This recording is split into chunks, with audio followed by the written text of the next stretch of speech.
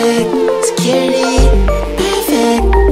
It frightens me how much I've sympathised with Draingang as of recent. It doesn't feel very long ago that Red Light dropped last year, and I'd never heard of this mysterious Bladey figure, sorry, I know it's Blade, who sings often like an elongated, indecisive at a drive-thru, except if it gained sentience and started forming its own melody. Nonetheless, I liked the album a fair bit, and didn't foresee the large onslaught of furious reactions from newcomers to the Draingang style. Neither did I realise how passionately the fanbase freaks out in response to virtually the same cloudy, tone-deaf album released every year, calling it another step in the future timeline of music. It's a bit of a mess to be stuck in the middle of, especially when you don't care about either, although it is kind of hard not to pay attention to while I soak in the last exasperated high note of ECCO2K. Draingang unfortunately interest me enough to tune in, and very occasionally I end up enjoying a song or two, which is why Trash Island gobsmacked me because it seemed like such a strong moment of gorgeous clarity from the trio, resulting in a new high score of 8 good songs in a row. Since then, I went into Tyboy Digital's solo album with eager ears and enjoyed that, though it became clear that often the glistening, glitchy instrumentals carry more personality than Tyboy himself. Upon reflection, this is the consistent issue with every Draingang release. Production sounds great, vocals on and off, the lyrics are piss. Regarding ECCO2K, who holds the strongest melodies out of the bunch, Hold Me Down Like Gravity has the potential to be one of the most beautiful internet-era dream pop singles I've ever heard, and yet here they are reading out the catalogue for JB Hi-Fi over it. At first it sounded like a joke that I wasn't in on, but at least if there's one thing that Echo's doing on this long-awaited debut solo album, it's taking themselves very seriously. In fact, while this record's bound to impress those who are already on the Drain train, the bonus is that it will probably sound good to those who aren't, and that's what makes this more impressive. Not only are the lyrics super audible here, they're also very bloody sad, and tangibly sad too. It's nice to hear the words begin to truly reflect the trajectory of every melody, at one point describing taking ketamine as double K crystals kissing my nose, and they certainly don't want you to forget it, so you hear it a dozen times at the end of one of the songs. I mean, sure, that's also the other thing. If Echo finds a little melody that sounds nice, you'll have it hammered into you again and again like a swatted fly that has boss fight phases. At least the most reassuring part of ECCO2K's album is that they sound like they have a true place on the instrumental, a comfortable vessel to explore femininity and heartbreak. I'd like to think the key word here is unafraid. Peroxide is such a wonderfully smitten sounding song for something so clearly about racism when you open the lyrics in another tab to make sure you're not hearing them wrong. When Echo says crush crush crush, it sounds like stars are dropping sparkly fragments of themselves, and it's wonderful, it's exciting, it makes me forget that I'm listening to Draingang, and instead imagine that I'm floating on a chunk of glacier made from frozen lemon soda. It's no surprise that Good has a hand in the making of this album, but amazingly so does Mekatok and Eve's Tumor, occasionally adding some real churning glitchiness that plays around with the tone of the songs themselves, which is swanky. Equally swanky is the last 3 tracks, probably my favourite run on the record despite being entirely distinct songs from one another. Security is a sparkling stunner of a pop tune that makes me want to wear mascara and do a fucking hell of a pirouette. Time is a hard-fisted banger that you could drum along to on the cafeteria table, and Blue Eyes actually harshly ends the record on a sour and abrasive finale to really set in that fact that indeed everyone else has gone and left. I suppose the song is the sound of realizing that you're pretty bloody lonely. I mean, shit, it just occurred to me that there are no features on this album either.